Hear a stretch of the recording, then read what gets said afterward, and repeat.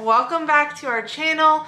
In today's video, I'm going to talk about part 2 of Avynn's story. If you haven't had a chance to see part 1 yet, make sure you go and watch that video first so the rest of this makes sense to you. So a few weeks after Avynn turned 8 months old is when everything started to kind of go downhill for her medically. The date was August 7th of 2021. She woke up very lethargic and kind of out of sorts, not her normal, usual self. And we thought at first that she was getting some sort of virus because she was acting just like really just ill. And it came on quick because the day before she had a great day. She was so happy, and out of nowhere she seemed like very, very sick quickly. And so we decided to take her to the pediatrician later that morning to just get her checked out and seen. It seemed like her breathing had been a little bit labored and she had kind of some type of fluid in her lungs, but we weren't sure. At this time, I was actually studying to become a personal trainer, and I had my test scheduled, my certification test scheduled that same day. So my husband ended up taking Avynn alone to the pediatrician. So while Gabe was waiting to see the doctor, he swore that Avynn stopped breathing during that time, but he wasn't quite sure if he was just making it up in his head or not.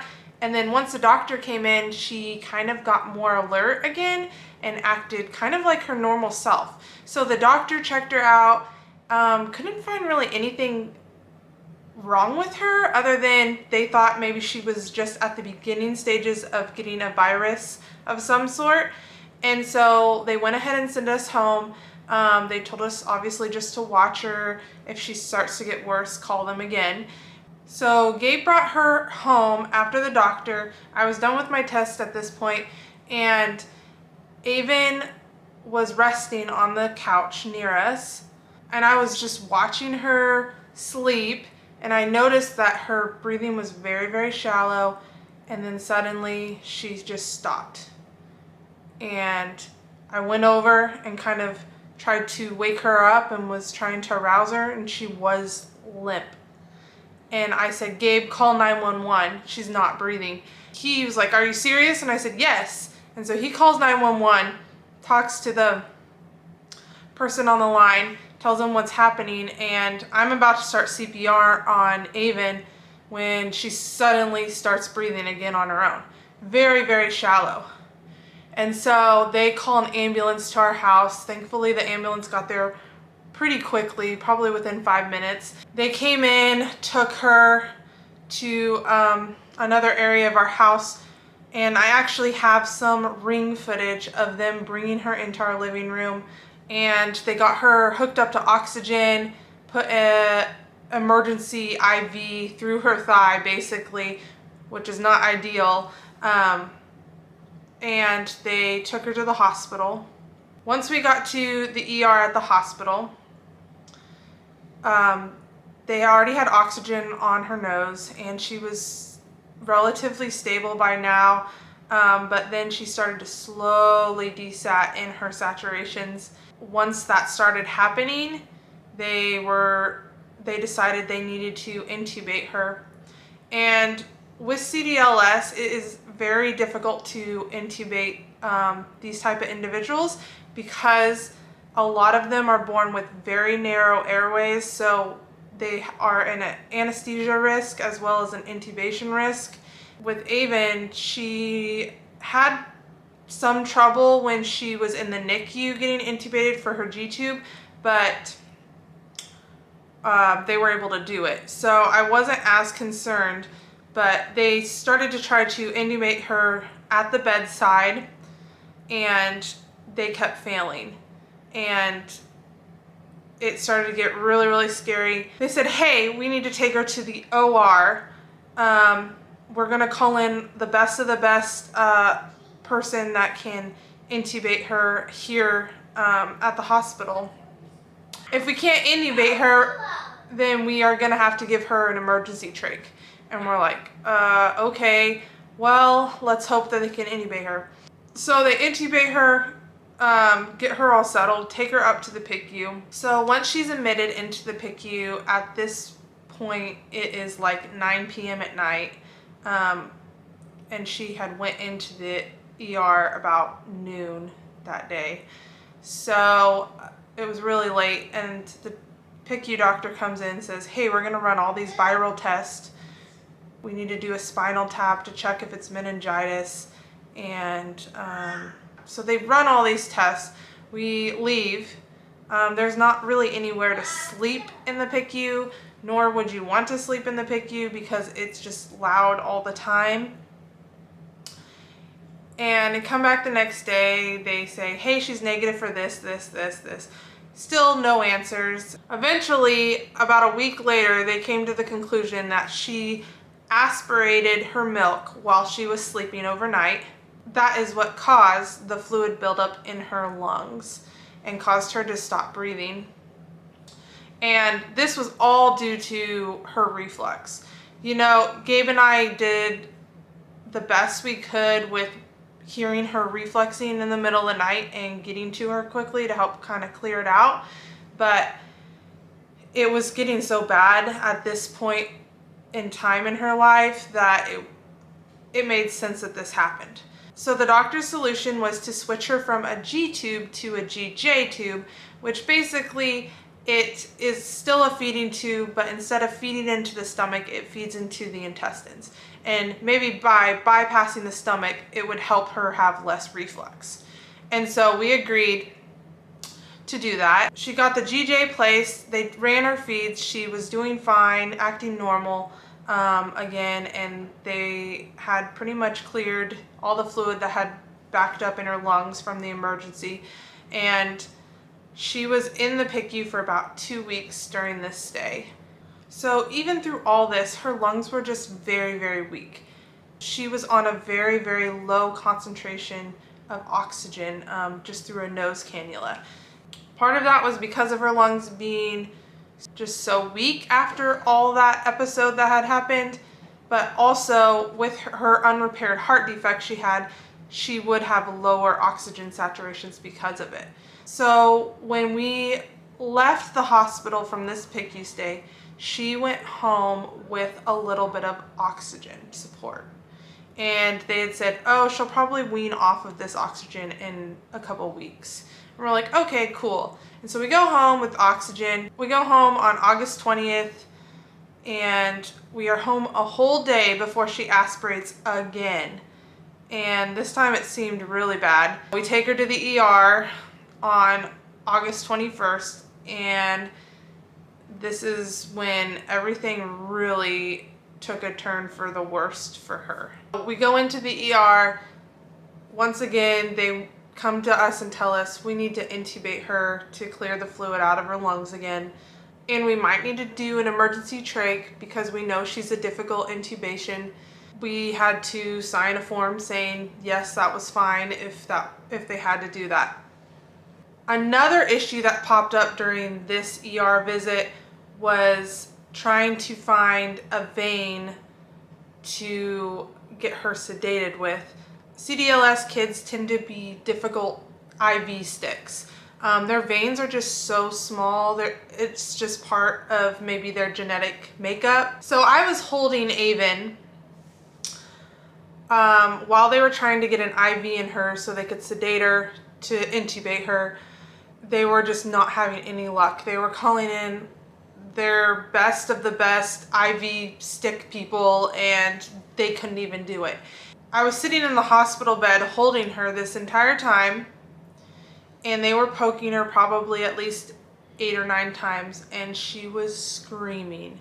And it was probably one of the most traumatic events for me personally that I went through with her, because I was just watching her in pain.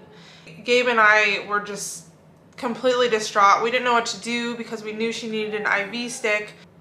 Finally, a nurse came in and was able to get an IV in her foot, which if you work in the medical field, you know that's not an ideal place for a kid to have an IV on their foot because it can easily just get knocked out. So once they got it in, they're like, okay, we're gonna take her right now because we don't want this to fall out. And so they take her to the OR to intubate her and put in a central IV line so they can draw blood and labs from it. Gabe and I were in the waiting room while she was in the OR, and this time it felt like we were waiting for a long time. The first time she got intubated, it was probably an hour wait. This time it had been about 3 hours, and that's when I started to think something must be wrong because it did not take this long last time. And 3 hours turned into 5 hours. And at this point, I thought she wasn't gonna make it. Like, I thought she was dead. This all happened during the weekend, so no one was working the desk. We weren't getting updates from the team to tell us what was going on.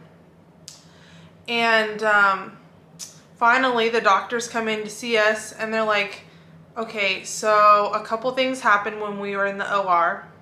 During the third attempt of trying to intubate her, she coded. We had to revive her back, and instead of risking another code, we decided to do an emergency trach.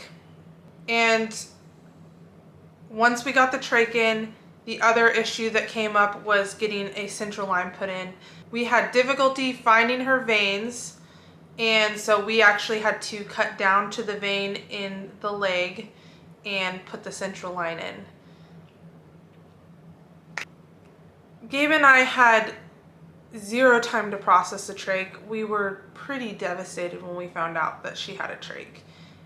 They told us it could be a temporary thing. She could go without it eventually, but right now that's what she has, and we're gonna have to train on it, and her recovery is gonna be a lot longer than a 2-week stay like last time. It's probably gonna be 4 weeks. They finally took us up to see her, and the doctor sat us down and said, hey, we think you should keep the trach because she obviously has problems clearing her lungs on her own, and this aspiration is going to probably keep happening because of her severe reflux. And we can't guarantee that she would live much longer if you take the trach out and decide not to use it, but it's up to you. Gabe and I were just so overwhelmed with all this information. It was just a really, really tough time for us emotionally, spiritually, dealing with all this medical emergencies that's been happening, because up to this point we hadn't experienced any of this. We ultimately decided to keep the trach because we felt like it would help increase her quality of life and give us more time with her. And it did. It absolutely did. Gabe and I were basically at the hospital every single day for an entire month, training on how to take care of the trach, how to change the trach, how to suction, how to give her breathing treatments. We had to perform these tasks for the staff so that they would be able to sign off on discharging us home. We also found out we were required to have nursing care at home. While we did have our weekly caregiver, they also wanted us to have some type of nursing. So thankfully we were able to find a weekend nurse, and that satisfied their requirement. About 3 weeks after her trach surgery, they came to us with the option of giving her a Nissen Fundo location, which is what I talked about in the last video, where they basically close off a little bit of the esophagus splinter from the stomach, which helps keep kids from vomiting or refluxing. And they only do this in severe cases. Gabe and I decided, yes, let's do it because this keeps happening. It was probably one of the best decisions that we made for her. She did so well after she had that surgery done. She did not reflux nearly as bad. I definitely think it saved her life and allowed her to live for several months longer because we did that surgery. A week or so after the Nissen's surgery was done, they came to us again and were like, what do you think about putting an IV port in for her since she is such a difficult IV stick?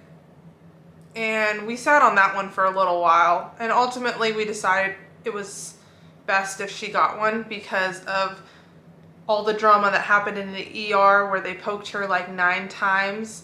We did not want that to happen again. And they predicted because of her medical complexities, she was probably going to end up in the hospital again at some point due to illness.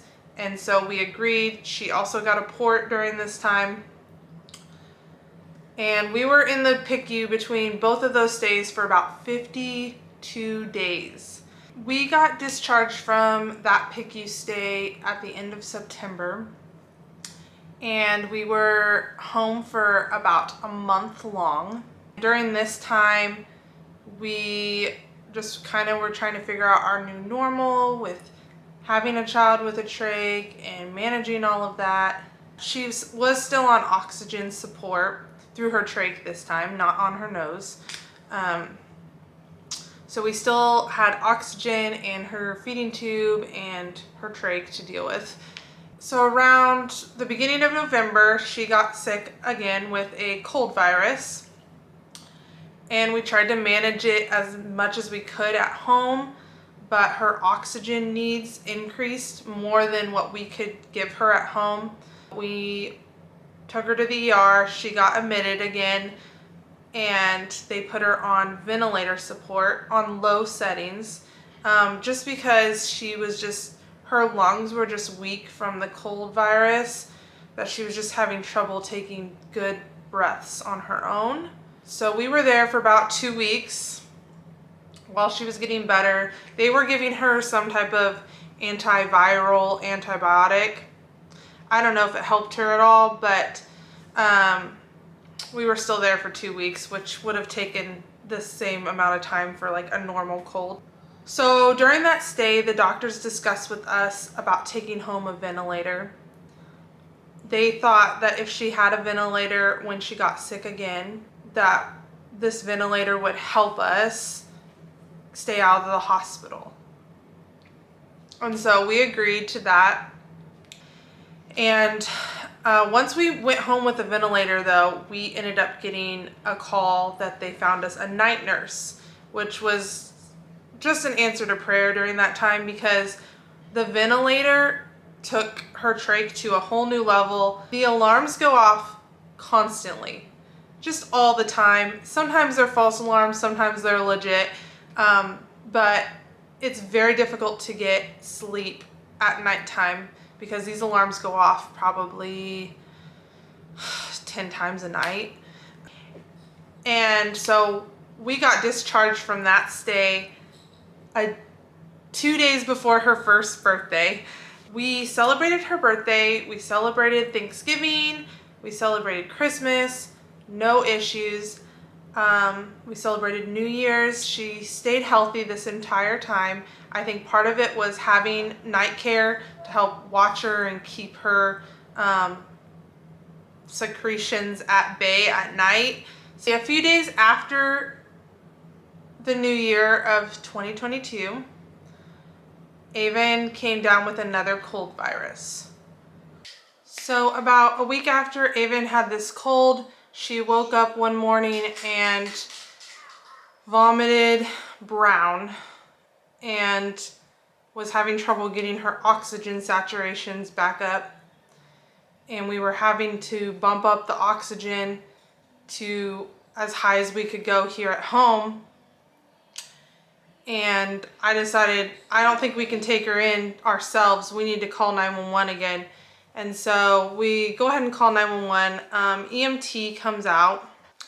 By the time they came out, Avynn was able to stabilize on her own.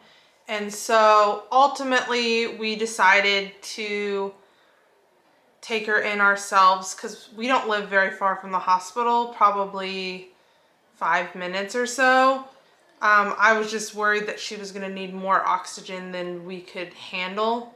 Once we got her to the hospital, they obviously were going to admit her. I was also sick during this time with the exact same virus Avynn had, and I was starting to feel very bad that day, unfortunately. And so I wasn't able to stay the entire day there with her. Gabe ended up staying, I think, a little bit longer than me. But they just basically said, okay, we're going to put her on her vent. We're going to put her on a higher ventilator setting that we can do here at the hospital. And we're just going to monitor her, give her some antibiotics for this virus that she has. She was at the hospital here locally for about 2 days. And one morning we got a phone call about 7 a.m. from the PICU. And they said, Avynn had a really bad night. We need you guys to come in and be there for the doctor's meeting to decide how we want to do her care moving forward. And we had never gotten a call like that before, so I knew something bad happened. So we gather our stuff, rush to the hospital that morning, talk to the doctors. We find out that they had to bag her with oxygen, so someone had to manually pump air into her because she desatted in her oxygen so badly that the machine couldn't even help her breathe.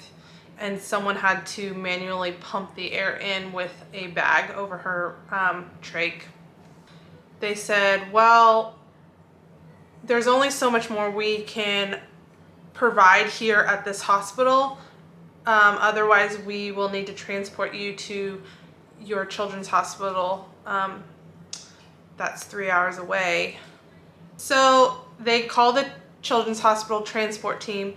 They agree to fly here and pick us up and take us back to the children's hospital. But it was going to be about 3 hours before they could get there. During that time, Avynn started to desat in her oxygen levels again.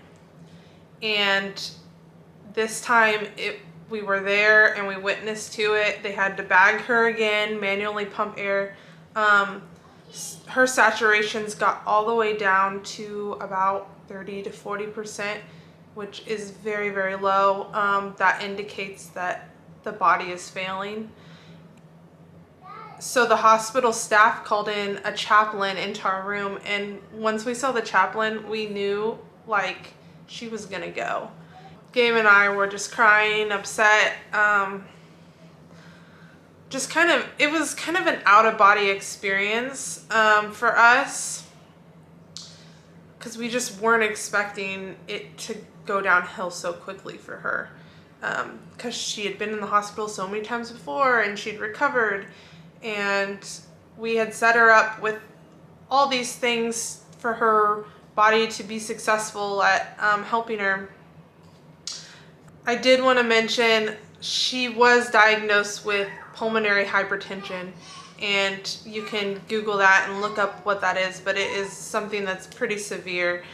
And in her case, with her heart problem, it was even more of a problem for her. So somehow the hospital staff was able to keep her alive in time for the Children's Hospital transport team to get there.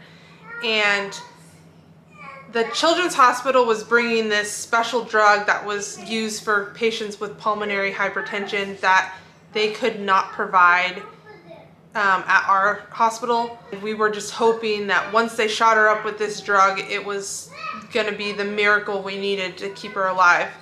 And they gave it to her, and she slowly started to stabilize again.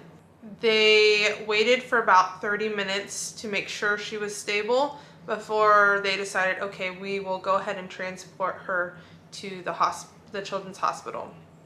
Once we got on the plane, Avynn was like high 90s in her saturation. She was doing great. And so I was like, what is going on? Like, 2 hours ago we thought she was gonna pass away, and then for some miracle, once we got to the children's hospital, the doctor comes to talk to us. We are on the ICU heart floor for heart patients, and she has a heart defect. And they come to discuss what our wishes are in case they need to resuscitate or in case she codes. And so we discuss all the options with the doctor, what we want to do moving forward.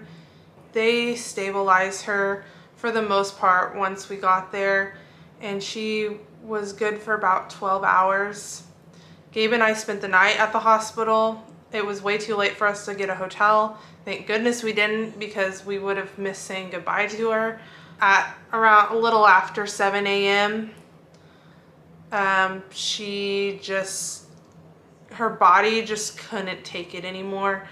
They let me hold her when she took her last breath. So definitely was a journey to be on with her. That is basically her story. I did forget to mention, kind of in the middle there, when she got her trach is kind of when her Instagram blew up, and I had several reels that I had made during that time that went viral. And that's kind of how we got a pretty large following, was because of those reels. And I am forever grateful for the community of people that have kind of just surrounded us since then, and are continuing to cheer us on in our journey. Avyn's life will always be a part of our family, and her story is our story. And so I hope sharing this with you guys kind of gives you insight to what other medical families are going through. Thank you so much for watching this video. If you have any questions, please put them in the comments. I'd be happy to help answer them, fill in any of the gaps. I will see you all in the next one. Bye.